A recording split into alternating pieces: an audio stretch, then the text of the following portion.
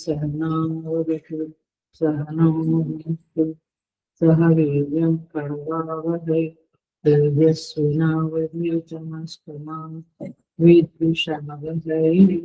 ॐ शान्ति शान्ति शान्तिः। समस्तजन कल्याण निरतं करुणामयि नमामि चिन्मयदेव सद्गुरुं परम। Hari Om, I welcome you all with great love and great respect in this Bhagavad Gita discourses. हम चतुर्दश अध्याय पे आए हैं, 14 चैप्टर, श्लोका नंबर 21। 14वां अध्याय, श्लोका नंबर 21।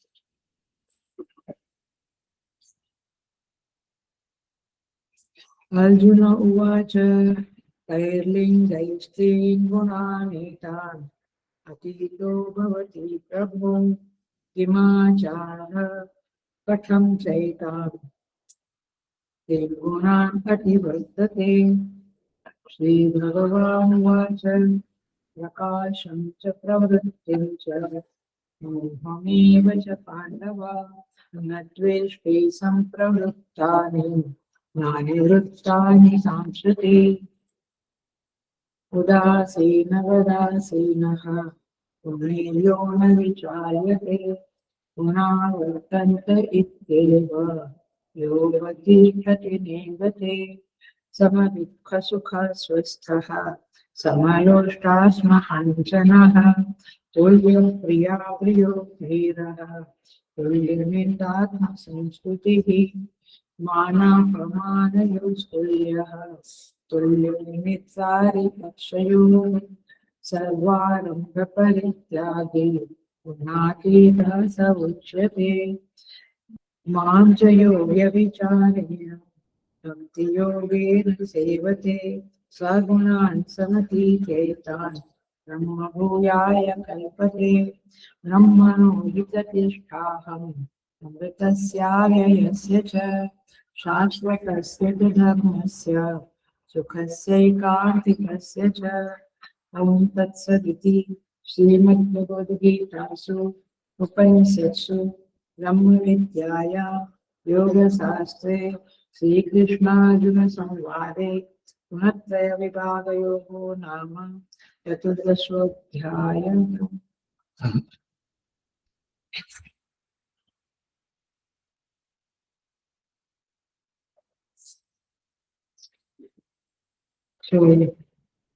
गुणातीत महापुरुष के वर्णन का प्रसंग चल रहा है। अर्जुन पूछते हैं कि गुणातीत है वो किन लक्षणों से युक्त होता है, उसके लक्षण क्या है, उसका आचरण कैसा होता है और किस उपाय से वह गुणातीत बनता है।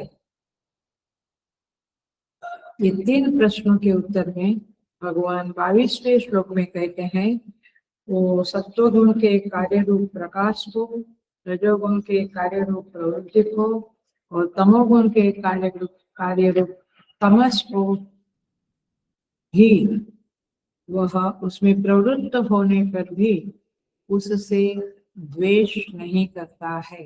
माने एक साधक है तो रजोगुण आया, बहुत प्रवृत्ति का मन हुआ तो हम कहेंगे ये कहाँ से आया, मुझे तो जप करना है।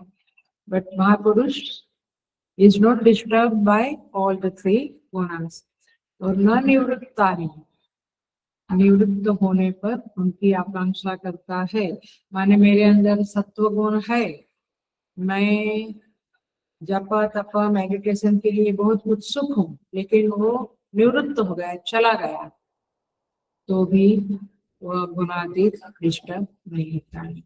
माने सत्व गुण गया, रजोगुण आया, नॉट डिस्टर्ब। ये लक्षण चालू है। उदासीन वदासीन उन्हें यो न विचार्यते, भगवान कहते हैं वो उदासीनवत आसीन, वो उदासीन की तरह बैठा है, शांत है, साक्षी के सदृश स्थित है और गुणों से विचलित होता नहीं है। तमस आया, रजस आया, इज नॉट डिस्टर्ब। गुणा वर्तन्ते इत्येव, इति एव, गुण ही गुणों में बरत रहे हैं। मैंने पिछले क्लास में समझाया था, ऑफलाइन नहीं है, मैं तो पूछती थी, बच गए। सो गुणा गुणेषु वर्तन्ते, गुण ही बरत रहे हैं गुणों में। इसका अर्थ है कि इंद्रिया, अंतःकरण, यह जो कुछ है वो अपने अपने विषयों में वर्तन कर रहे हैं। यस, आंख रूपों के साथ वर्तन कर रही है, व्यवहार कर रही है, श्रोत्र शब्द के साथ। तो इस तरह से गुणातीत व्यक्ति यह सोचता है कि ये गुण ही गुणों में वर्तन कर रहे हैं, ये इंद्रियां ही विषय में वर्तन कर रही है, तो मेरा कोई रोल नहीं है। तो वह गुणों से अतीत कहलाता है, क्योंकि is not involved into the गुणास इफेक्ट। सो ये है जो अवतिष्ठति न इंगते, वह एक ही भाव से स्थित रहता है और विचलित नहीं होता है। ये है गुणातीत के लक्षण 22 और 23 में बताए। अब आगे आगे 24-25 में आचरण बताते हैं। गुणातीत का आचरण कैसा है, तो मुख्य शब्द है इसका 24 और 25 श्लोक का समता। वो समता के आचरण में स्थित है, वो समता में स्थित है, उसका आचरण सबके तरफ सम रहता है। सम माने इक्वल रहता है, वो पार्शियलिटी करने वालों में नहीं है। समता का विरोधी क्या हुआ? विषमता। विषमता माने पार्शियलिटी, इसको मैंने राग किया, इसको मैंने द्वेष किया। He is not having विषमता in his heart. So 24 और 25 साथ में लेते हैं और इतना आज हुआ, बाकी का वेडनेसडे को करेंगे। सम दुख सुख स्वस्थ, वह निरंतर स्वस्थ माने आत्म भाव में सुख दुख समान, सुख दुख को समान समझता है, ऐसा व्यक्ति गुणातीत है। माने ये उसका आचरण है, सुख और दुख में वह सम रहता है और स्वस्थ माने आत्म भाव में वह स्थित रहता है। सम लोष्ट अस्म कांचन, सेकंड पॉइंट, वह लोष्ट माने मिट्टी, अश्म माने पत्थर और कांचन माने सुवर्ण। वह मिट्टी, पत्थर और सुवर्ण में समान भाव वाला है। दूसरा मिला द्वंद्व। तुल्य प्रिया प्रियो धीरः, तीसरा है वो धीर है, ज्ञानी है।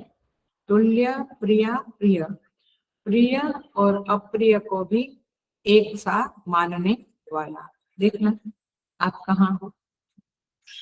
तुल्य निंदा आत्म संस्तुति ही, वह निंदा और स्तुति में भी समान भाव वाला है। कोई उसकी निंदा करे, कोई उसकी स्तुति करे, वो उसमें कोई फर्क पड़ता नहीं है। मान अपमान योग तुल्य, पांचवा द्वंद्व है मान अपमान, जो मान अपमान में भी समा है। तुल्यो मित्र अरिपक्षयोः, मित्र और वैरी, अरि माने दुश्मन, वैरी के पक्ष में भी सम है। कोई मित्र है, कोई दुश्मन है, फर्क ही नहीं, में वो व्यवहार में फर्क नहीं करता है। सर्वारंभ परित्यागी, संपूर्ण आरंभों से, आरंभ माने कर्म, कर्म माने कर्तापन के अभिमान से युक्त कर्म है, उससे वह रहित है। माने वो कर्म का आरंभ करने में उसको कोई इंटरेस्ट नहीं है। स गुणातीतः उच्यते, वह पुरुष गुणातीत कहा जाता। सो इस तरह से ये 24 और 25 नंबर का श्लोक जबरदस्त है, जो हमें थोड़ा डिफिकल्ट भी लगता है आचरण करना। तो आइए इसको हम देखेंगे।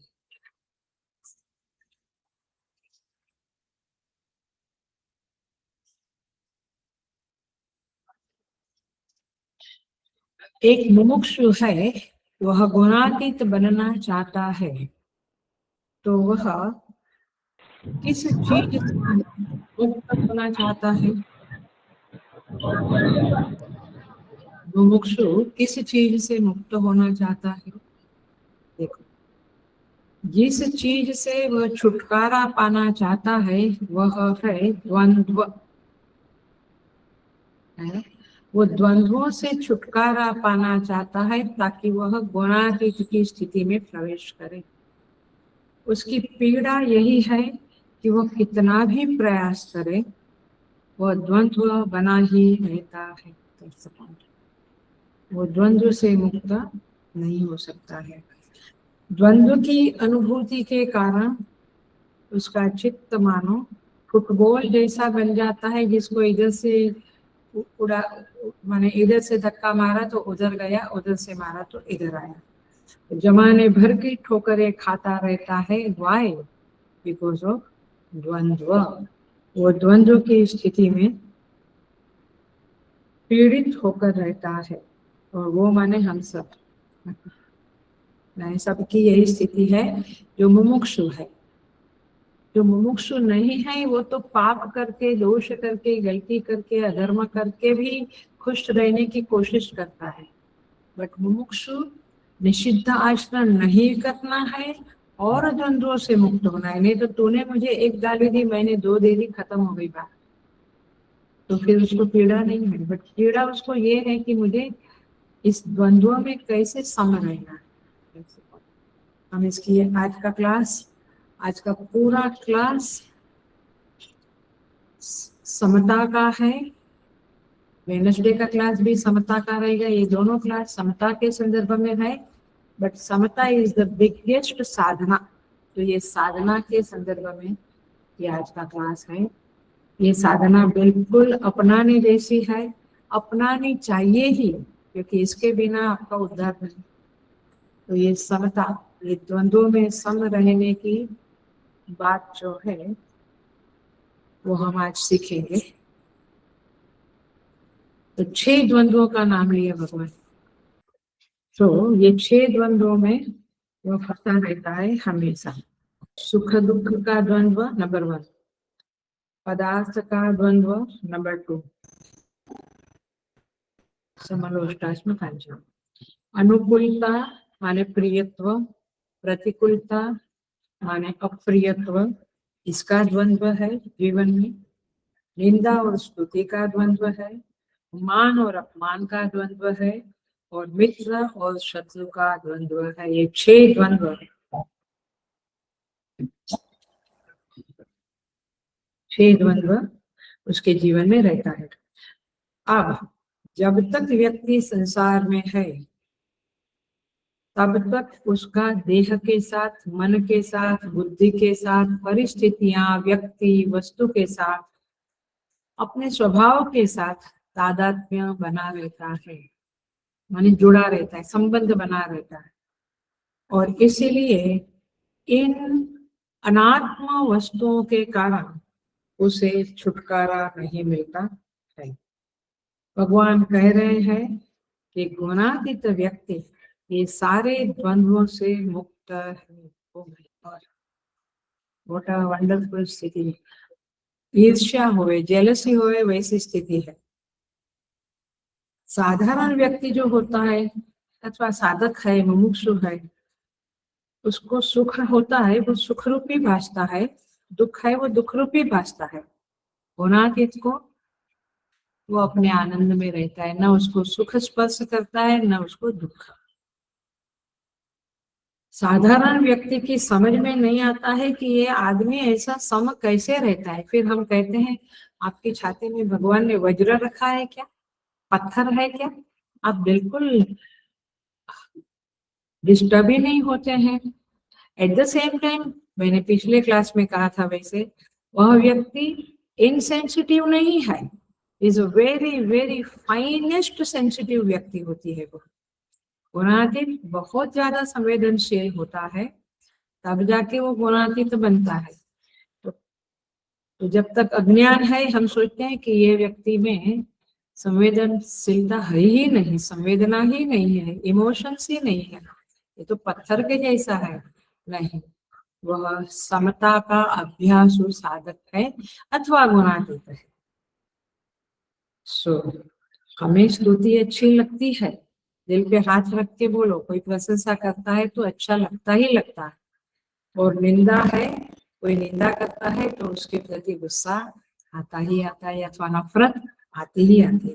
भले परसेंटेज कम हो गए, हम जितने साधना में आगे बढ़ चुके हैं तो हमारे अंदर बहुत ज्यादा डिस्टर्बेंस, बहुत ज्यादा खुशी स्तुति से या निंदा से बहुत ज्यादा नफरत नहीं होगी, परंतु कुछ it depends upon the percentage, आप कहाँ खड़े हो।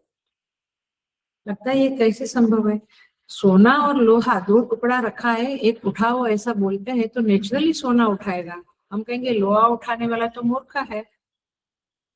तो कैसे समता है इस आदमी की, मिट्टी के ढेले को सोने को समान देखना, मान अपमान को एक जैसे देखना। ओ, कोई हार पहनाया और कोई हमारे ऊपर स्पिट किया, क्या हम दोनों के प्रति सेम भावना रखेंगे? देखो अपना देखो, तो असंभव जैसा लगता है, बट अभी हम धीरे धीरे डेवलप होगा क्लास, ऐसे पता चलेगा। वैसे छठा अध्याय में भी बहुत सारा समता वाले बातें हुई है, निर्दोषम समम ब्रह्म वगैरह जो है 5वें अध्याय में, तो 6ठे अध्याय में, दोनों दोनों जगह पे हुआ है, ये बातें हुई है।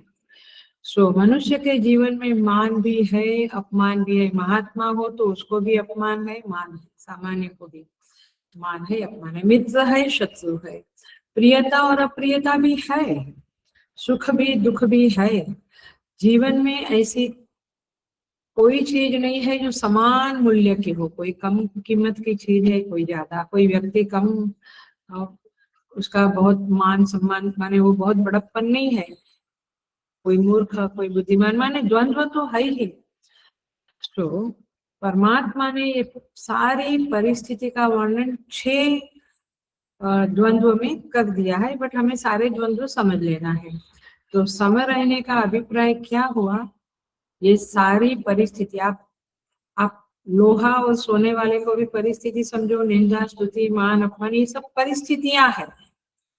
तो गुणातीत, गुणातीत कैसे बना? गुणातीत में इसका अभिप्राय है परिस्थिति से निरपेक्षता है, he is not expecting any situation around him, जो है सो है, जैसा है वैसा है, जो होगा सो होगा, माने परिस्थिति से निरपेक्षता की उसकी वृत्ति है, उसकी वृत्ति में परिस्थितियों के प्रति कोई आकांक्षा आशा अपेक्षा नहीं। हमारी तुरंत अपेक्षा आकांक्षा होती है, ऐसा नहीं होना है, ऐसा ऐसा नहीं, ऐसा है ना, उसके अंदर कुछ नहीं। कभी कभी हमको लगता है, क्योंकि हमने देखा है जीवन में ऐसे व्यक्ति को, एक नहीं 2-4 को देखा है, साथ में रहे भी हैं, अपने को लगता है कि इनको क्यों फर्क नहीं पड़ता है, बट दे आर बियॉन्ड, इसलिए उनको फर्क नहीं पड़ता। सो इसका इस क्लास का जो मूल केंद्र बिंदु है वह है परिस्थिति निरपेक्षता,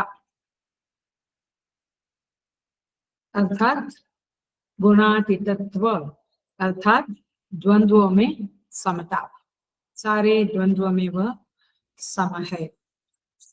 अब देखो क्यों, उसका सीधा सीधा वैदांतिक आंसर दे दूं तो यह है कि तत्व सारे द्वंद्वों से अतीत है, तत्व माने आत्मा, तो यह व्यक्ति आत्मनिष्ठ हो गया है, इसीलिए वह सारे द्वंद्वों से रहित हो गया है। ये पहला वेदांतिक आंसर है, सारे गुणों से अतीत हो गया है और इसीलिए वह समता में स्थित है, तो कोई आश्चर्य नहीं। समा पहला द्वंद्व उठाते हैं, हर एक के पीछे का एक विजन देखते हैं, 6 के 6 द्वंद्वों के पीछे क्या है, इसे आप जरूर समझे। हेलो अटेंशन प्लीज, ये अलग अलग है, द्वंद्व है बट द्वंद्व के पीछे की कहानी अलग है, तो आप जरा इसको अटेंशन से सुनना, समझना। तो सम दुख सुख स्वस्थ, क्योंकि ये बहुत काम लगेगा जीवन में, बहुत काम लगेगा। उसका सुख और दुख में सम रहने का हेतु क्या है? क्योंकि वह स्वस्थ, स्वस्थ माने स्वरूप में स्थित है। इसीलिए हम कहाँ स्थित है? सुख में और दुख में। आया? सुख मिला तो कुछ समय तक उसको हम क्या करेंगे? इसको चू करेंगे, CHEW, चूइंग करेंगे। हाँ, आई एम सो हैप्पी, ये हो गया है। 2 दिन के बाद वो निकल जाता है, ये बात भी सच है। और दुख आया तो उसको भी हम गले से लगा के एम्ब्रेस करते हैं, तो वो भी 2-5 दिन रहता है, छोटा मोटा, फिर चला जाता है। क्योंकि हम कहाँ रहते हैं? सुख में और दुख में। और ये गुणातीत कहाँ रहता है? स्वस्थ स्वरूप में स्थित, आत्मा में स्थित रहता है। फिर से बोल दो, पड़े उताने रहत कबीर हम वही ठिकाना। तो फेवरेट है, यही ठिकाने में रह लो तो मुझे लगता है कि फिर आने दो, द्वंद्वों को आने दो, परिस्थितियों को आने दो। हमें ठिकाना मिल गया है। वैसे तो हम कहेंगे चिन्मय मिशन का ठिकाना मिला, गुरुदेव के चरणों का आश्रय मिला, बट वो बाहर की चीजें हैं। अंदर ठिकाना मिल गया तो फिर देख लो, फिर जो मिजाज बनता है, जो गुमान बनता है, जो एक अंदर बेफिक्री माने एक लापरवाह नहीं, बेपरवाहपना बनता है, वो देख लो, मजेदार है। सो स्वरूप में स्थित है अंदर। हाँ, वो ना दुख में स्थित है ना सुख में स्थित है। तो पहला रीजन मिला सम दुख सुख का। सुख दुख आया तो आया, आई डोंट केयर। जैसे कोई पराया होता है, उसका एक्सीडेंट देखते हैं, इतना परवाह नहीं होता है। जो अपना होता तो क्या ऊपर नीचे हो जाता था। ऐसे ये स्वस्थ में है, अपने में। सेकंड है समलोष्टाश्म कांचन, राइट? लोष्ट माने मिट्टी, अश्म माने पत्थर, और कांचन माने सोना। ये बराबर है।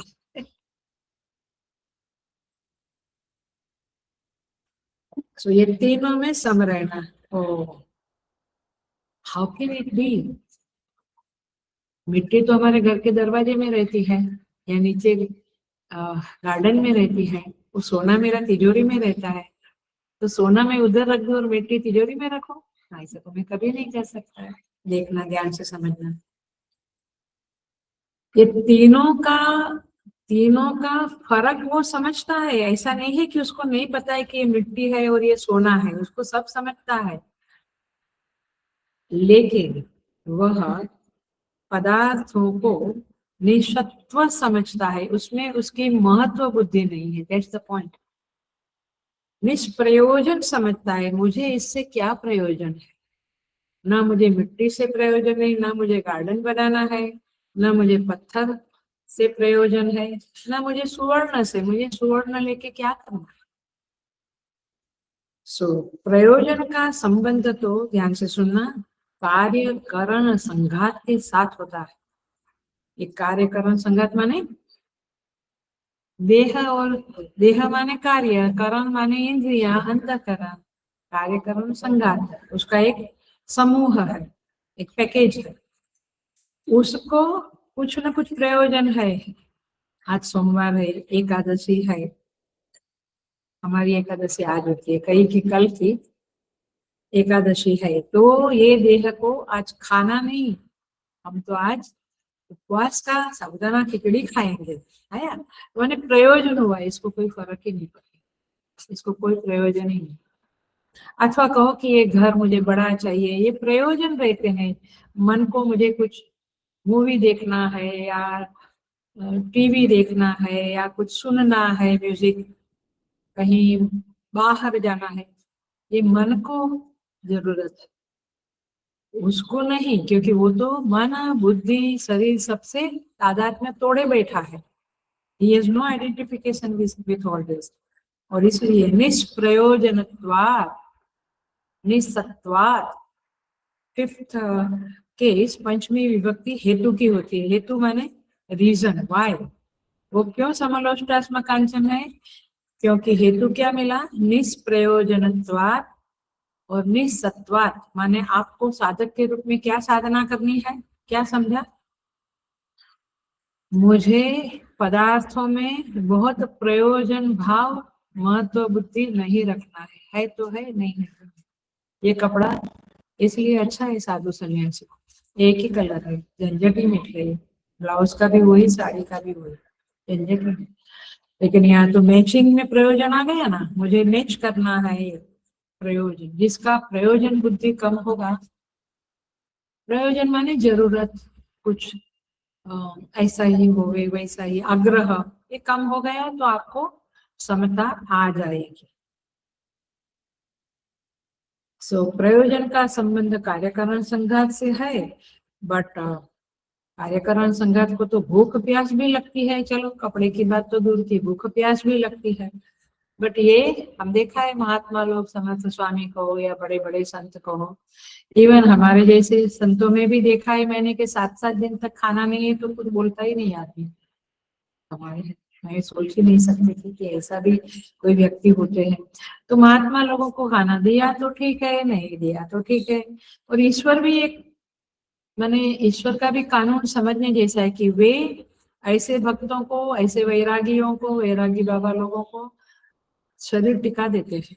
हमें तो एक दिन नहीं खाया तो डाल शुगर बढ़ गई है, शुगर कम हो गई, दिस एंड दैट, उनको कुछ नहीं होता। सो ये सब ईश्वर के कानून में बातें आती है, ये सब समझने जैसी बात है। बाकी तो क्या समझने जैसा है इस दुनिया में, मुझे समझता ही नहीं है, बहुत कुछ समझने जैसा नहीं है इस दुनिया में। सो उसके अंदर ना सत्य बुद्धि है, माने सब कुछ सत्य है ऐसी बुद्धि भी नहीं है, असत्यत्वात्, और प्रयोजन बुद्धि भी नहीं है। इसीलिए वह समलोष्टाश्म कांचन है। समझ में आया? पहला क्या था?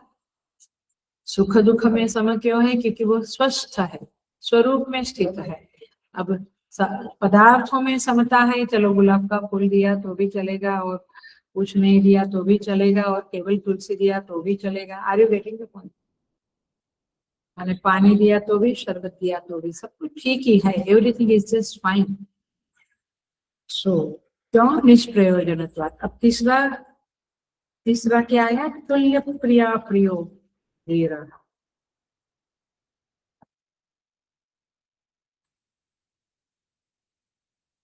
प्रिय और अप्रिय में वह सम है। Oh my god, how can he B?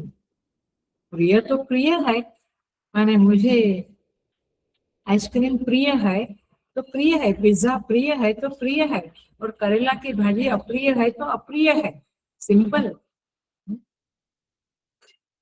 लेकिन ये आदमी तुल्य प्रिया प्रिय, मुझे ये व्यक्ति प्रिय है, ये व्यक्ति इतनी प्रिय नहीं है, वो प्रिय में ही जाएगी, प्रिय की कैटेगरी में जाएगी।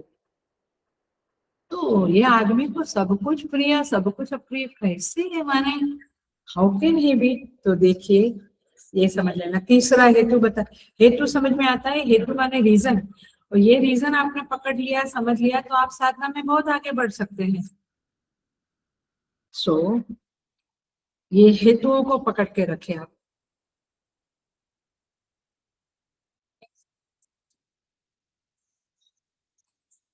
तीसरा है प्रिय अप्रिय। प्रियता और अप्रियता का नियामक है वासना। तीसरा क्या है? वासना। वासना, ये तीसरा हेतु बना। माने संस्कार, संस्कारत्वात्, संस्कारों के कारण। संस्कार माने हम पॉजिटिव लेते हैं, बट संस्कार और वासना सब कुछ पॉजिटिव नेगेटिव दोनों ले सकते हैं। तो अनुकूल संवेदना प्रिय लगती है, प्रतिकूल संवेदना अप्रिय लगती है। संवेदना माने मेरे अंदर क्या भाव आया, किसी को देखकर मुझे एकदम खुशी हो गई तो क्या है? प्रियत्व का भाव है। किसी को देखकर लगा हे भगवान कहाँ पटक है, तो अप्रियता का भाव है। तो दोनों संवेदनाएं आई, बट ये दोनों संवेदना वासना के कारण आई, क्योंकि मुझे आइसक्रीम प्रिय है, किसी को प्रिय नहीं है, तो उसको अप्रियत्व की संवेदना आएगी। तो ये प्रिय अप्रिय बाहर नहीं है, ये आपके अंदर है। आपकी वासना के अनुकूल कोई प्रिय कोई अप्रिय लगता है। माने सत्संग करते हैं वो हमें प्रिय लगते हैं, आतंकवादी अप्रिय लगते हैं। हम कहते हैं तो सीधी सी बात है, बट मूल बात यह है कि वो गुणातीत को, वो ज्ञानी को, जगत ही मिथ्या है तो उसके अंदर ये द्वंद्वों की बहुत महत्ता नहीं है। एनीवे, शुद्ध वासना के कारण अनुकूलता और प्रतिकूलता का नियामक वासना है, और इसीलिए उस गुणातीत का संबंध इस अनात्मा से नहीं है। पहली बात, ये मूल बात पकड़ के रखो, जो अनात्मा है कार्य कारण संघात, उसमें उसका आइडेंटिफिकेशन तादात्म्य भाव टूट गया है, तो फिर उसको वो दे के नॉट अफेक्ट हिम। सो इसलिए प्रियता अप्रियता का कोई मतलब नहीं होता है। वह जानता है कि ये सब अनात्मा है, ये क्षेत्र के धर्म है, ये गुणों की परिधि में आने वाली बातें हैं, एंड मैं क्षेत्रज्ञ हूँ, मैं क्षेत्र नहीं हूँ, शरीर नहीं हूँ, मन बुद्धि नहीं हूँ, मैं क्षेत्रज्ञ, इस क्षेत्र को जानने वाला हूँ, और इसलिए सारा गुणों का व्यापार चल रहा है, तो चल रहा है। तुल्य प्रिया प्रियो धीर, धीर शब्द का अर्थ भगवान भाष्यकार ने किया है धीमान, माने यहाँ धैर्य वृत्ति वाली बात नहीं है। धी माने बुद्धि। कहाँ आता है ये, कहाँ आता है ये शब्द? धियो यो न प्रचोदयात्, आया? धियो यो, धिय माने बुद्धि, धी माने बुद्धि। सो ये यहाँ पे धीमान है, ये महापुरुष, ये गुणातीत, ये तत्वनिष्ठ पुरुष बुद्धिमान है। धीर, धैर्य भी एक अर्थ है, बट यहाँ पे धीरज वृत्ति की बात नहीं है, बुद्धिमान की बात है। बुद्धिमान माने वही आत्मा में जिसने अपने को स्थित कर लिया है। स्वरूप निष्ठ इत्यर्थ भाष्यकार लिखते हैं, स्वरूप निष्ठ प्रसंगानुसार हमें अर्थ लेना चाहिए। तो बुद्धिमान है, प्रमा से संपन्न व्यक्ति है। प्रमा माने आत्मनिष्ठा, आत्मबुद्धि। इतना हुआ 1 2 3। तुल्य निंदात्म संस्तुति। चौथा, निंदा और स्तुति में वह समान है। अब पहला ही क्वेश्चन करो तो तीसरा मिला आपको, क्या मिला? संस्कार वशात, संस्कारत्वात्। पहला स्वस्थता, सेकंड निष्प्रयोजनता, तीसरा अभी किया ना, तीसरा हमने किसके बारे में किया? प्रिय अप्रिय, दोनों किसके कारण? वासना। तो स्वस्थता, निष्प्रयोजनता और संस्कार अथवा वासना, उसके कारण प्रिय अप्रिय का जोड़ा लगता। अब चौथा देखो, आत्मा संस्तुति अथवा निंदा, माने आत्मा मेरी स्तुति की किसी ने या मेरी निंदा की। आत्मा माने आत्मा नहीं, मेरा। सो तत्व की दृष्टि से तो आत्मा की निंदा स्तुति हो ही नहीं सकती है। तो स्तुति और निंदा क्या है? विशेषण है। आया? स्तुति क्योंकि वाव क्या क्लासिक गाया इसने, वाव क्या चैंटिंग किया, क्या मैनेजमेंट था, परफेक्ट मैनेजमेंट था। सो ये वाव वाला है वो स्तुति। और निंदा, अरे रे रे रे, क्या आतंकवादी है, क्या ये सिडनी में उधर मार डाला, मैंने टेरर अटैक किया, ये क्या है? तो निंदा। आया? ये क्या है? क्षेत्र के धर्म है, ये आत्मा के धर्म नहीं है। तो विशेषणों के कारण आत्म स्तुति अथवा आत्मनिंदा होती रहती है। आया? तो तत्व दृष्टि में इसका कोई अर्थ नहीं है, आत्मा का निंदा स्तुति नहीं होता है, इंसान का होता है, व्यक्ति का होता है, वस्तु का होता है, स्थान का होता है, अथवा पदार्थों का होता है। तो इस तरह से यहाँ पे कहते हैं तुल्य निंदा आत्म संस्तुति ही। सुविशेषणों को लेकर, कहीं वासना को लेकर, कहीं पदार्थों को लेकर, आया संस्कारों को लेकर। और कहीं स्वस्थ माने कहीं और स्थिति है, इसको लेकर द्वंद्व होता है। तो यहाँ पे कहते हैं तुल्य लिंगात्म संस्थिति। 25वें श्लोक में कहते हैं मानापमान योगो तुल्य आया 25 नंबर। जैसे प्रियता और अप्रियता का संबंध वासना से है, वैसे मान और अपमान का संबंध बुद्धि से है। देखो आ गया। हर एक द्वंद्व के पीछे कोई फैकल्टी काम करती है, कोई पदार्थ, कोई परिस्थिति, कोई व्यक्ति, कोई मन की स्थिति, कुछ बुद्धि का रीजन, कुछ देह के कारण। सो मान अपमान का आधार बुद्धि से है। माने बुद्धि का काम क्या है? मूल्यांकन करना, वैल्यूएशन करना, माने मेजरमेंट करना। और बुद्धि करती ही रहती है, करती ही रहती है, कंटिन्यूअस उसका क्या करती है? मेजरमेंट। ये व्यक्ति धनवान दिखता है, ये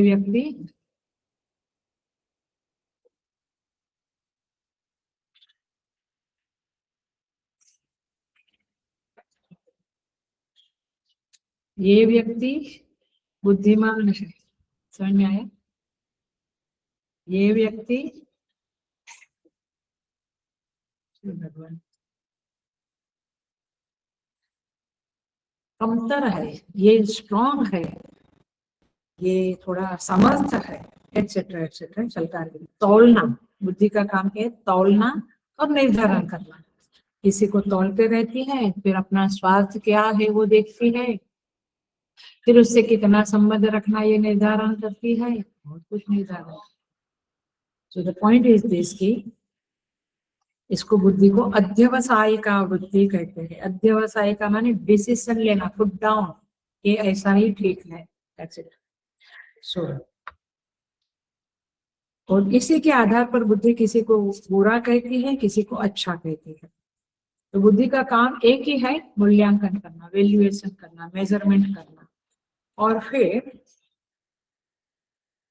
अपना व्यवहार करती रहती है। सो ये बुद्धि जो है वह मान और अपमान के पीछे फंक्शनिंग फैकल्टी है।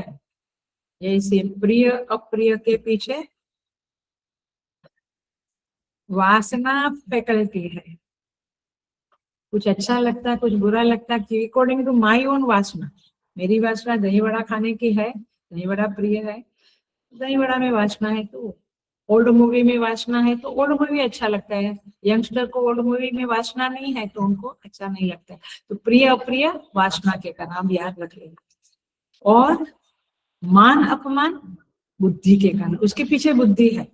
क्योंकि मैंने अपने को इतना मापा है, माने मैंने मापा है कि मैं धनवान हूं, किसी ने मुझे मापा ये compare to him this person is not that धनवान, तो उसने मुझे क्या कम आंका आया, तो मुझे क्या लगा? सम्मान लगा, सम्मान लगा। ये भगवान अपमान लगा मुझे ऐसे। तो बुद्धि क्या कर, बुद्धि का संदर्भ कहाँ आया? मान और अपमान में। क्योंकि मैं धनवान हूँ ऐसा मैं मानता, उसने मुझे उसके कंपैरिजन में उसके पास इतना नहीं है, देखो ना उसका 2 BHK, इसका 3 BHK हो गया, मुझे अपमान लगा। उसने अच्छा गाया, मुझे लगता था मैंने बेस्ट चैंटिंग किया, पर मुझसे ज्यादा किसी ने किया, फिर उसका नंबर 1 आया, मैं सेकंड में गया, तो मुझे थोड़ा अपमान लगा है। इट डिपेंड्स अपॉन मैं अपने को कितना आंकता हूँ। मैं अपने को जितना आंकता हूँ माने मैं मेरा मूल्यांकन करता हूँ, उससे अधिक किसी ने किया तो मैं सोचता हूँ इसने मुझे सम्मान किया, उससे कम किया तो मैं सोचता हूँ अपमान किया। क्या किया? सम्मान या अपमान? कुछ भी नहीं। आपकी बुद्धि ने अपने को नापा है, इसके आधार पे आप ये सब कर रहे हैं। आपकी वासना के अनुसार प्रियत्व अप्रियत्व है, सब कुछ आपके ऊपर है। दुनिया तो मजेदार है, दुनिया को कोई लेना देना नहीं। समझ में आ रही है बातें? लेकिन हम एवरी टाइम, देखो उसने मेरा अपमान किया, देखो ये अप्रिय चीज मेरे सामने क्यों आ गई, ये सब तुम्हारा ही तमाशा है, तुम्हारा ही अंदर का खेल है। गीता समझोगे तो चित्त में समता शांति आ जाए। ये दिन भर उबलता रहता है ना तेल, ये चाय उबलती है, तेल में वड़ा उबलता है, माने ये उबलाट नहीं होगा आपके अंदर। तो गीता इसलिए समझनी चाहिए। तो भगवान कहते हैं जो महात्मा है उसके चित्त में समता रहती है, हमारे चित्त में विषमता रहती है, इसलिए चित्त अशांत रहता है और उसी को अशुद्ध चित्त कहते हैं। और इसीलिए साधक को करना क्या है, साधक को करना है कि अपनी बुद्धि को कहना है कि ओ माय डियर बुद्धि, तुम क्यों इस जंजाल में फंसी रहती हो, कौन क्या करता है, मापता है। आजकल थोड़ा बढ़िया कपड़ा, बढ़िया सब कुछ है, गाड़ी भी बदल गई है, लगता है कहीं से कुछ माल आ गया है, अच्छा प्रॉफिट ज्यादा हो रहा है। ये बुद्धि हम मूल्यांकन करती है ना आजू बाजू का, खुद का, दिस दैट सब, कौन क्या करता है, कौन कैसे करता है,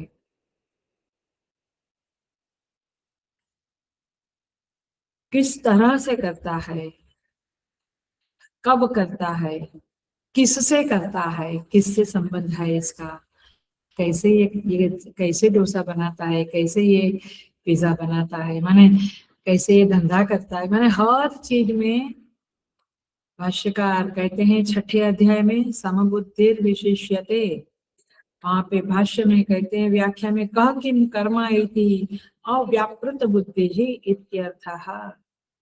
कह किम कर्मा, कौन क्या करता है, इति अव्यापृत बुद्धि ही, उसमें बुद्धि का व्यापार होता ही नहीं। यहाँ तो बुद्धि दूसरों के संबंध में कौन क्या करता, कैसे करता, कब करता, किसके साथ करता, उसी में बुद्धि का व्यापार चलता रहता है। इतना व्यर्थ बुद्धि को गंवाते हो। इससे अच्छा है कि बुद्धि को यहाँ डालो, ये जीव क्या है, ये आत्मा क्या है, ये जीव के प्रयाण की देह को छोड़कर प्रयाण की यात्रा है वो कैसी है, ईश्वर कौन है, ये इसमें बुद्धि वापरो ना। लेकिन हमारी बुद्धि फालतूगिरी में ज्यादा जाती है। तो इसीलिए भगवान कहते हैं तुल्य मानापमानयोः तुल्यः। ऐसे ऐसी व्यक्ति जो है, जो बुद्धि का व्यापार इस संसार की चीजों में करती है, उसके चित्त में विक्षेप ही विक्षेप है, उसको कभी शांति या चित्त शुद्धि प्राप्त नहीं होती है। और इसीलिए ये जो गुणातीत व्यक्ति है, जो महात्मा है, संत पुरुष है, उनके चित्त में शांति है, क्योंकि वो स्वरूप में निष्ठ है। और उसकी बुद्धि में समता है, क्योंकि वह बुद्धि का व्यापार जगत की चीजों में या अनात्म चीजों में नहीं करता है। अनात्म माने देह, मन, वस्तुएं, ये सब में नहीं करता है। सो देखो, इस तरह से साधक अपने समता को जीवन में उतारने की, अपने व्यक्तित्व में इंजेक्ट करने की कोशिश करता है। एंड वही साधक है। बाकी 5 माला करते हैं, आप अपने को साधक मानते हो तो मेहरबानी करो, अपने ऊपर दया करो, क्योंकि वो 5 माला और एक पूजा कर ली तो हम साधक है नहीं। साधक कौन है, ये इस तरह से ये 6 द्वंद्व, सुख दुख, निंदा स्तुति मान अपमान, ये 6 द्वंद्वों में जो सम रहने की कोशिश करता है। आप ये अपेक्षा मत रखो कि ये साधक है तो उसके अंदर समता आई, क्यों नहीं अभी तक। वो बेचारा कोशिश, तू तो कुछ करता ही नहीं है, तो तुझे तो कोई हक ही नहीं है उसके बारे में बोलने का। कई लोग कहते हैं ना, सत्संग में जाते हैं, क्या कुछ फर्क तो नहीं दिखता है। बेचारा अंदर से फर्क करने की कोशिश कर रहा है वो कंपेशन। बट तुम सत्संग में नहीं जाते हो, तो तुम्हें ये बातें समझती नहीं है, तो फिर अपनी मूर्खता को स्वीकार करके कम से कम अपने को मूर्ख कहना शुरू कर दो, क्योंकि विचित्र है ये जगत। भगवान कहते हैं छठा, माने 5 हुआ ना, 5वां का क्या है, बुद्धि का संदर्भ है। छठा है मित्र तुल्य मित्र अरिपक्षयोः, ये दोस्त और दुश्मन में समान रहता है। ओ माय गॉड, माने संतों को कोई दुश्मन है कोई दोस्त है ऐसा कुछ नहीं रहता। सामान्य इंसानों को ये दुश्मन है ये दोस्त है, ये भावना रहती है। अब देखो यहाँ पे थोड़ा सा अटेंशन देना पड़ेगा। Hello, attention please. यहाँ पे ये द्वंद्व स्वगत वाला नहीं है, जैसे मुझे सुख दुख हुआ, मुझे मान अपमान हुआ, ये स्वगत नहीं है, परगत है। क्योंकि यहाँ पे ये जो महात्मा है उसको उसको शत्रु मित्र में सम ऐसा नहीं है। माने वो तो शत्रु और मित्र में सम रहता ही है, उसको ये दोस्त है ये दुश्मन है ऐसा नहीं होता है कभी भी। लेकिन दूसरों को ऐसा लगता है कि ये मेरा दोस्त है और ये मेरा दुश्मन है। उस महात्मा के प्रति कोई दोस्त का भाव रखता है, कोई दुश्मनी का भाव रखता है, देखते हैं ना। यहाँ पे क्या कहते हैं भाष्य का, देखो बहुत सुंदर कहते हैं, यद्यपि उदासीना भवती स्व अभिप्रायेण। भाष्य में देखो, बुक में कहा है, यद्यपि उदासीना भवन्ति स्व अभिप्रायेण, मिला, तथापि पर अभिप्रायेण मित्र आदि पक्षयोः भवन्ति। माने अपनी दृष्टि से ज्ञानी उदासीन होता है, उसको कोई मित्र कोई शत्रु ऐसा कुछ नहीं है, किसी के भी प्रति उसको शत्रु भाव हेट्रेड नहीं है, किसी के प्रति राग आसक्ति अटैचमेंट नहीं है, इज बियॉन्ड।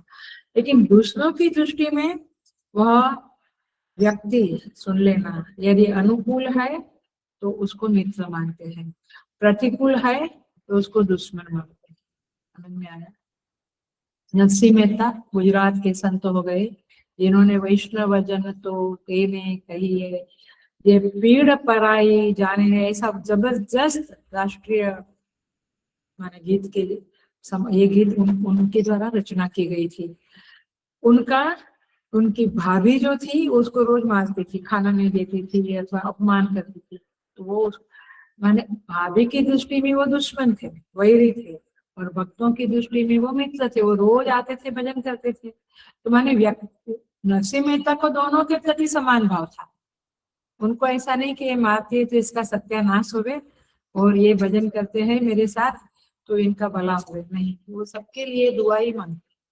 तो तात्पर्य भगवान कृष्ण का देख लो, शिशुपाल कृष्ण को क्या मानता था, दोस्त, दुश्मन मानता था। और सुदामा जी आया, तो दूसरों की दृष्टि में शत्रु मित्र है, इनकी दृष्टि में समान समता है, तुल्य मित्र हरि पक्ष। तो तात्पर्य ये है कि मान अपमान का संबंध बुद्धि से है, प्रियता अप्रियता का संबंध वासना से है। पकड़ी बात है। मैंने हमें हर चीज को जांचना पड़ेगा तब जाके हम समता को, ऐसे ही समता नहीं। नहीं, मैं नौकर को और मेरे पति को एक साथ खाना देती हूँ टेबल पे ऐसे नहीं होता है, ये बात नहीं होती है। मैंने एक पुरुष भी सभी स्त्रियों को समान देखे, व्यवहार में पत्नी पत्नी है, दासी दासी है, नौकर नौकर है, मतलब कि व्यवहार में ये बातें नहीं चलेगी, ये रूट कॉज पे जाना पड़ेगा। सो तात्पर्य यह है, तुल्य प्रिया प्रिय, ये वासना के संदर्भ में अपनी वासना को देखो। और एक बात और महत्व की इम्पोर्टेंट कहती हूँ, ये समझ लो और समझ लो और समझ लो। वासना और बुद्धि हम सबके, इसमें हमेशा झगड़ा होता रहता है। मैं एग्जांपल देती हूँ, वासना और बुद्धि में झगड़ा होता है। बुद्धि कहती है यह शुभ है, ये अच्छा है, सत्य बोलना अच्छा है, किसी को मदद करना अच्छा है, सत्संग करना अच्छा है। वासना कहती है जाने दो यार, ये ठंड की सीजन है, चलो बटाटा वड़ा बनाए और गरम गरम चाय और बटाटा वड़ा खाए, सत्संग में छोड़ दो, आज चलेगा। ये कौन बोला? वासना। बुद्धि ने क्या बोला? ये अच्छी बात है, कहीं मदद चाय चाहती है सोसाइटी तो जरा निकलो बाहर कर, नहीं, चाय पियेंगे, बटाटा वड़ा खाएंगे, टीवी देखेंगे। ये वासना आपकी बोलती है। तो वासना और बुद्धि का झगड़ा हमेशा, बुद्धि हमेशा सत्य पक्षपाती नहीं रहती है, ये बात मैंने पहले भी कही है उपनिषदों के संदर्भ में। बुद्धि में हमेशा सत्य उभरता है, फिर आप उस बुद्धि को दबा देते हो, ये आपका प्रॉब्लम है, दैट इज योर प्रॉब्लम। आया ख्याल में? लेकिन बुद्धि हमेशा सत्य पक्षपाती नहीं रहती है। तो बुद्धि और वासना में झगड़ा होता है। बुद्धि कहती है ये गलत है, मैं तो करूंगा ही करूंगा, तो ये झगड़ा है। सम दुख सुख में क्या बात है? सुख और दुख ये मन की परिणामी वृत्तियां है। माने मन में जो कुछ किसी चीज के कारण सुख हुआ तो ये मन का परिणाम है सुख वृत्ति, मन का परिणाम है दुख वृत्ति। तो ये परिणामी वृत्ति है। और जो आदमी स्व में बैठा है अथवा चलो परमात्मा के चरणों में उसकी भक्ति है, उसके चित्त वृत्ति है, तो ये सुख दुख उसको बहुत मायने नहीं रखा है। जितने भी संत है देख लो, जितने भी संत है उनका मान अपमान होता है, उनको खाना मिलता है नहीं मिलता है, उनको कुछ भी चीजों का माने उसको स्पर्श नहीं होता है। तो सुख वृत्ति आई दुख वृत्ति आई, वो बोलते हैं जहन्नम में जावे। I am fine in my happiness, I am happy person, मैं खुश। क्यों? क्योंकि वो भगवान के चरणों में चित्त लगा के बैठा है, तो वहां तो सुख ही सुख है। सो इस तरह से। और पदार्थों का समलोष्टास्म कांचन में हमने क्या देखा? समलोष्ट, लोष्ट माने मिट्टी के कैरेक्टर, अश्म माने पत्थर, और सुवर्ण तो कांचन, ये तो पता है।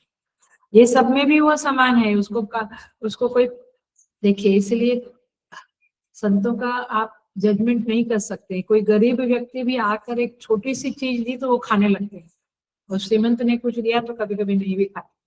तो उनकी दृष्टि में कोई गरीब श्रीमंत नहीं है, वो भावना देखते हैं, भक्ति देखते हैं, माने हृदय देखते हैं। संत लोग भगवान भी हृदय ही देखते हैं। सो ये पदार्थों में विषमता है, ये क्यों है? तो बुद्धि में दो दोष है, गलतियां हैं। अब मैं थोड़ा सा टर्न ले रही, मैंने अलग बात कह रही हूँ, उसको भी समझ लेना।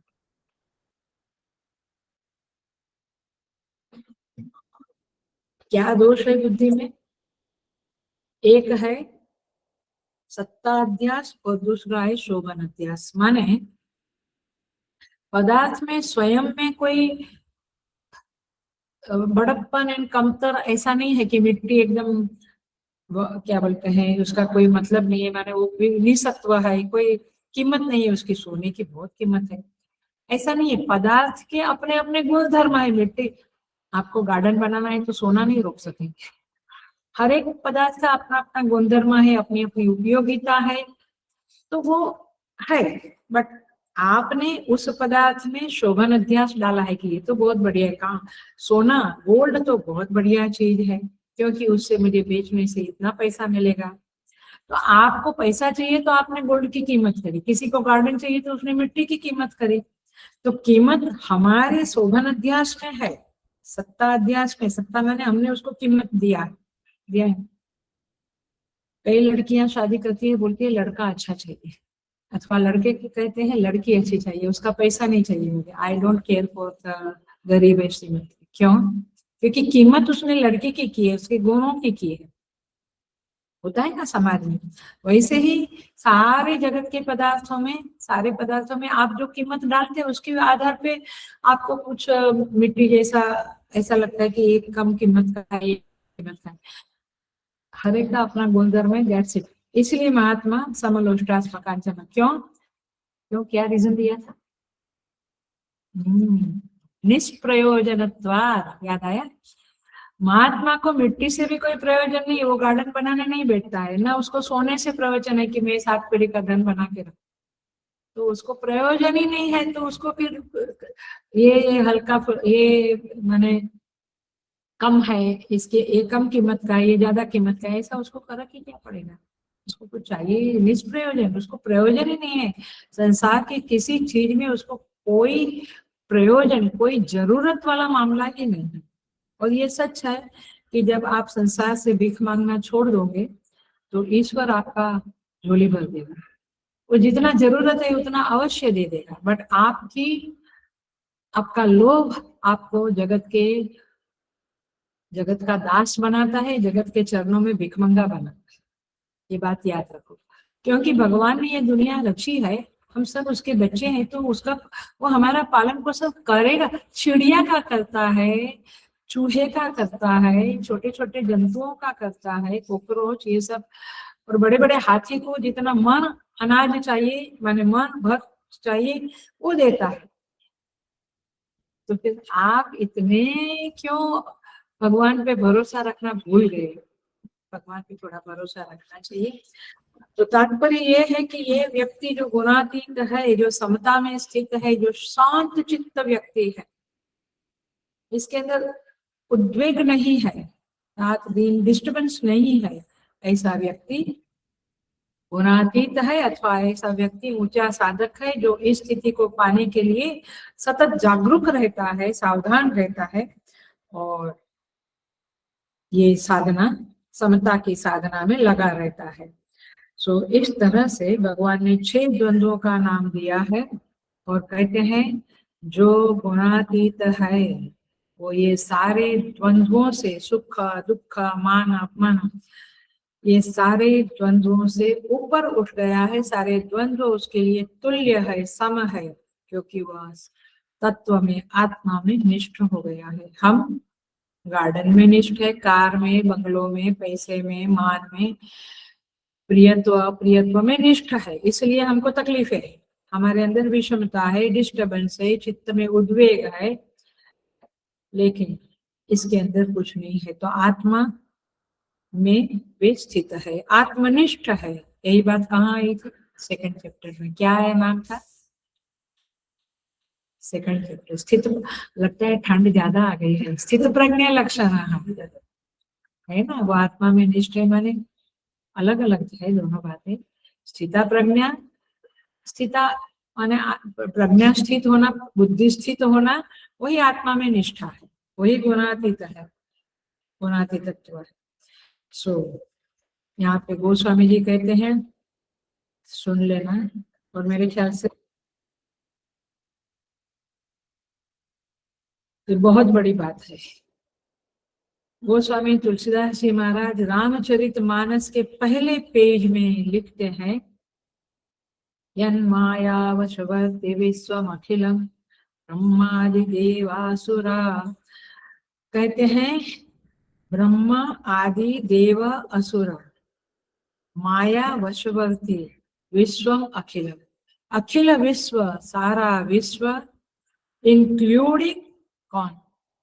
ब्रह्मा, देवता, असुरा, असुर माने राक्षस, और पूरा जगत, ये सब लोग माया के वश में घूम रहे हैं और ये द्वंद्वों में फंसे हुए हैं। कैसे? देखो, ऐसा कोई नहीं कि वह माया के वश से बाहर है। कबीर दास जी लिखते हैं, माया महा ठगिनी मैं जानी। क्या पहले क्या बोलती थी मैं? नैना क्या झमकावे, माया महा ठगनी में जानी। माने तू नैना क्या, नैना झमकावे माने वो जो टाइप के होते हैं ना, वो आंखों से पुरुष को वश में करते हैं। नैना झमकावे, समझ में आई बात? नैना क्या झमकावे, कबीरा तेरे हाथ ना आवे। कहते हैं वो माया को चैलेंज करते हैं ये संत लोग। नैना क्या झमकावे, माया तू महा ठगनी में जानी, कबीरा तेरे हाथ ना आवे। ये कबीरा तेरे हाथ नहीं आएगा, हम तो झमकाया नहीं तभी चले जाते हैं माया के अंदर में। ये भगवान, वो कहते हैं माया महा ठगिनी में जानी, निर्गुण फांसी लिए कर डोले, बोले मधुरी बानी। माया ऐसा कठोर रूप लेके नहीं आती है, गुड़ी गुड़ी रूप लेके आती है हमारे सामने, और फिर हम फंस जाते हैं। जबरदस्त है ये माया रानी, जबरदस्त है। मैंने ऐसे दिन भर मुझे सुनने को मिलते हैं प्रसंग, कैसे ये माया के वश में हो गए, कैसे ये ठगे गए, कैसे कोई उनको मीठी बोली बोल के उनका सब कुछ छीन लिया। ये सब माया, क्या बोलते हैं वो, कवरिंग होता है ना गिफ्ट के ऊपर, ऐसे आकर्षक रूप में आती है और आपको ठग लेती है। सो माया का, माया के 3 गुणों की एक रस्सी, ऐसे भी संतों के भजन है, सत्व रज तमो गुण की एक रस्सी है, वो टाइट रस्सी है, वो गले में फांसा डालती है माया। तो इस तरह से, और फिर क्या होता है? होता वही है जो होना है, चित्त विवल हो जाता है, उद्विग्न हो जाता है, डिस्टर्ब हो जाता है, फिर वाणी हमारी कुछ निकलती है, गुस्सा आता है, दिन बिगड़ता है, दिमाग खराब होता है, सब कुछ होता है। ये कौन? माया के वश में। और इसीलिए ये गुणातीत होना माने माया के पंजे से छूट जाना, अर्थात ही कोई माया कोई एक स्त्री नहीं है, अर्थात ही द्वंद्वों के पंजे से छूट जाना, ये सुख दुख वगैरह द्वंद्व से छूट जाना, वही इसी को चित्त शुद्धि कहेंगे, इसी को चित्त की समता कहेंगे। और एक महत्व की बात बता देती हूँ, बहुत महत्व की बात, कि इस दुनिया में सबसे ज्यादा कीमती कोई चीज है क्या? समता।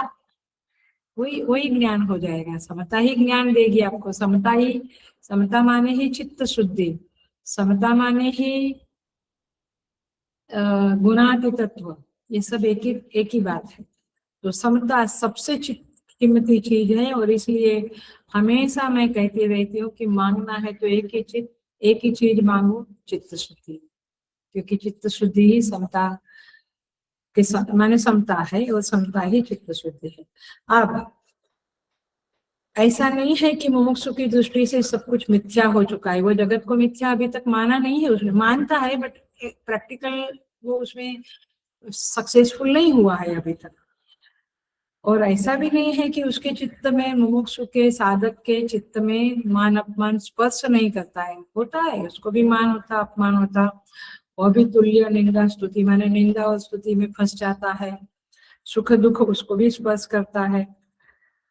तो फिर कंप्लीटली ये सुख दुख से, ये द्वंद्वों से बाहर मैं कैसे निकलूं, उसकी बात हम अगले क्लास में करेंगे, लेकिन एग्जाम्पल देते हैं।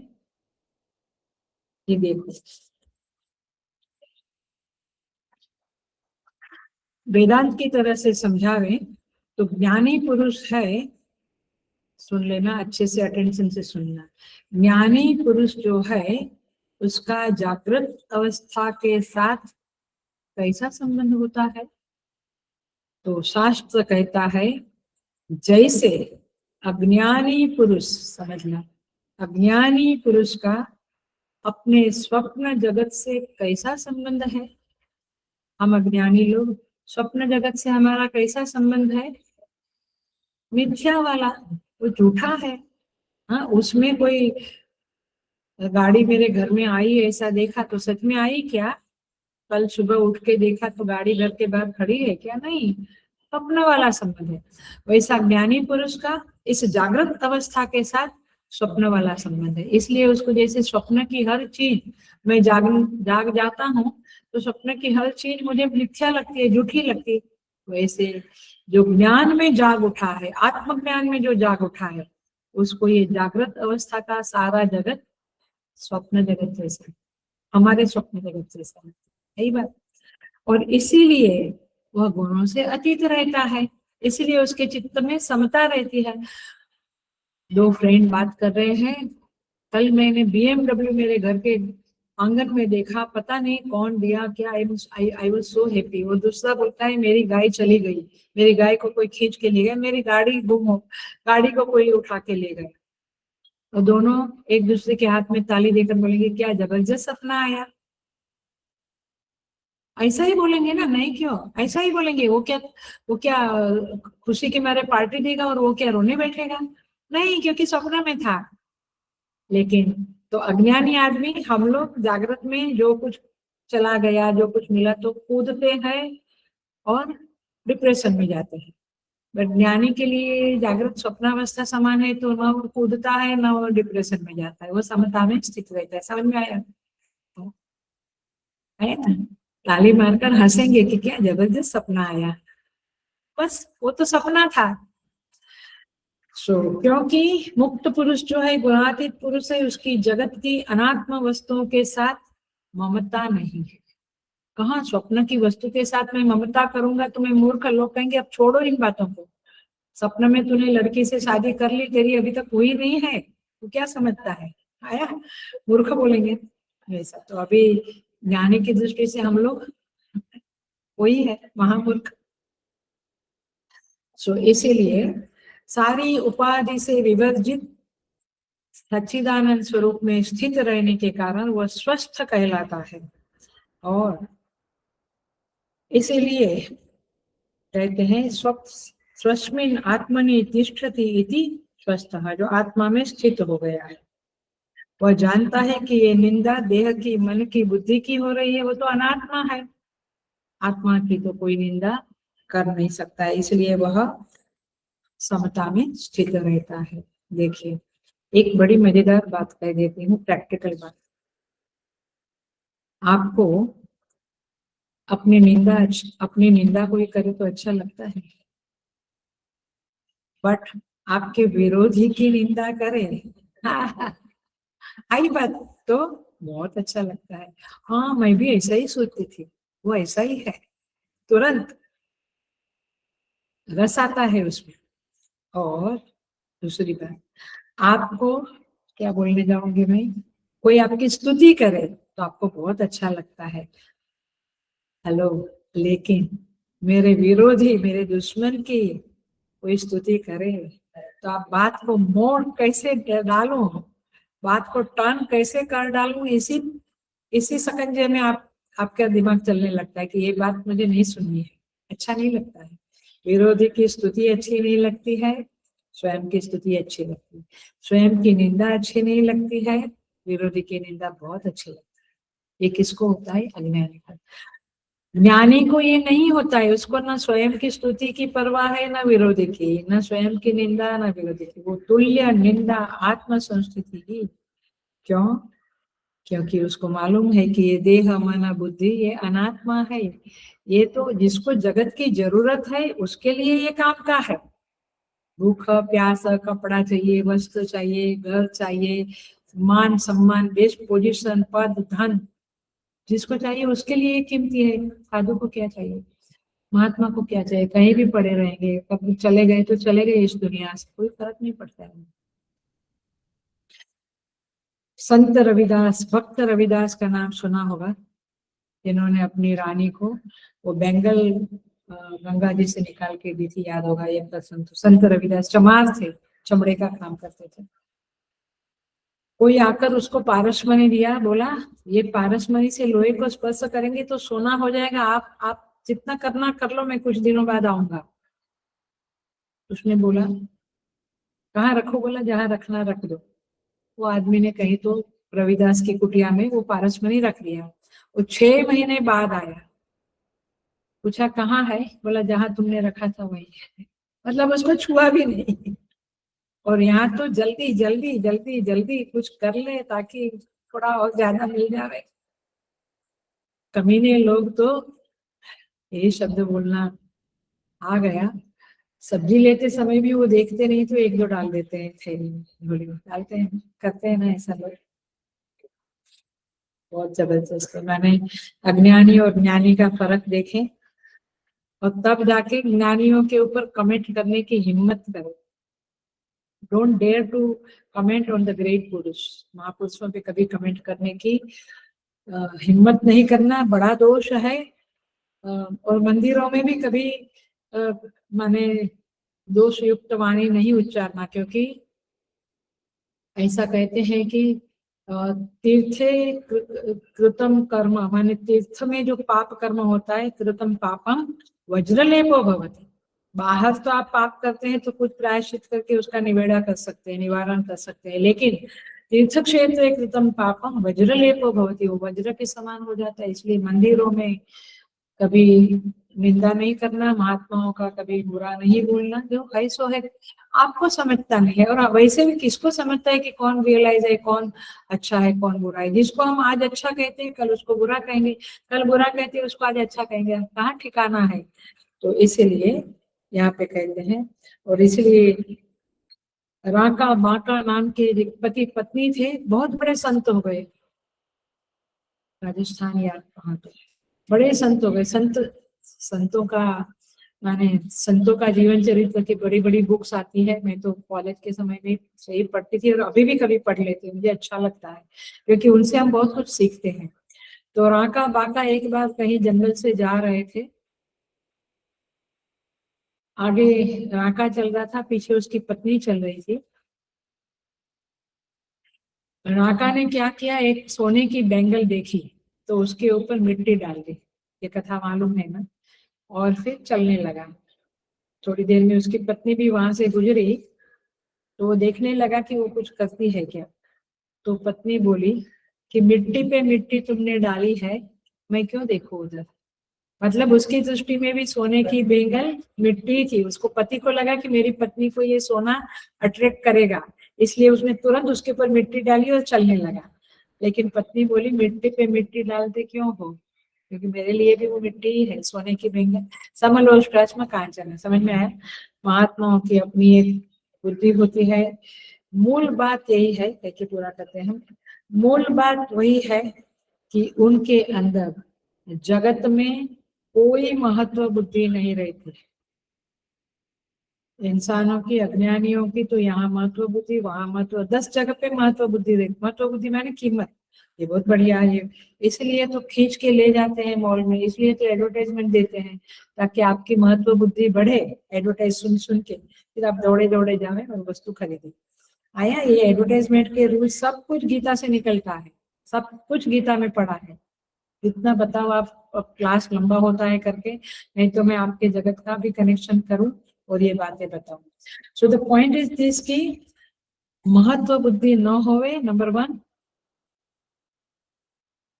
सबसे बड़ा क्लासिक अपने बच्चों का इतना महत्व बुद्धि बताते रहते हैं, इतनी महत्व बुद्धि होती है, फिर जरा सा बाजू वाले से कम आ गया मार्क्स वगैरह तो सब खुश हो जाता है, माने सब हवा में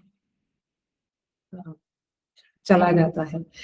सो महत्व बुद्धि न हो माने मिथ्यात्व बुद्धि होवे, और उपेक्षा होती है। उपेक्षा कर किसी, आप स्तुति को वेलकम करेंगे तो निंदा को भी वेलकम करना पड़ेगा। स्तुति को वेलकम करे और निंदा की उपेक्षा करे, ये नहीं चलेगा। ये कॉन्ट्राडिक्टरी पर्सनालिटी है आपकी। इसलिए अपने अंदर के कॉन्ट्राडिक्शन देखते हुए, विरोधाभास को देखते हुए हम इन श्लोकों को समझे और उपेक्षा बुद्धि से जिए। ठीक है, जो कुछ है ठीक है। बाहर ठीक है बोलना पड़ता है, वो ऐसा हो गया वैसा हो गया, बट अंदर से समझता है सब पंच महाभूत का पसारा है, गुणों का खेल है, चलता रहता है। तो आपके चित्त में शांति बनी रहेगी, नहीं तो बहुत खलबलाहट रहेगा। सो ये है धीर पुरुष। भगवान कहते हैं धीयम धीरयति प्रेरयति इति धीरः। जो अपनी बुद्धि को ईश्वर में जोड़े वो धीर पुरुष है। सो इसको वेदांत की भाषा में कहेंगे द्वैत दर्शन शून्य। उसको कहीं द्वैत, ड्युअलिटी दो ऐसा दिखता ही नहीं है। उसको क्या दिखता है?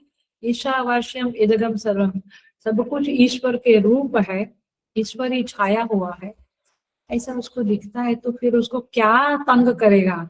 उसको कौन सी चीज डिस्टर्बेंस देगी? Nothing can give him a disturbance. तो इस तरह से वह समबुद्धि में, समता में स्थित होता है। ये है गुणातीत का आचरण, माने मान अपमान सबके साथ वो कैसे रिस्पोंड करता है। आचरण माने रिस्पोंड कैसे करता है, तो इस तरह से करता है। और भी इसके ऊपर नेक्स्ट क्लास में देखेंगे कि कैसे हम मुमुक्षु लोग गुणातीत बन सकते हैं। ओम पूर्णमद पूर्णमिदं पूर्णात् पूर्णमुदच्यते पूर्णस्य पूर्णमादाय पूर्णमेवावशिष्यते। ओम शांति शांति शांति। हरि ओम। श्री गुरुभ्यो नमः। हरि ओम।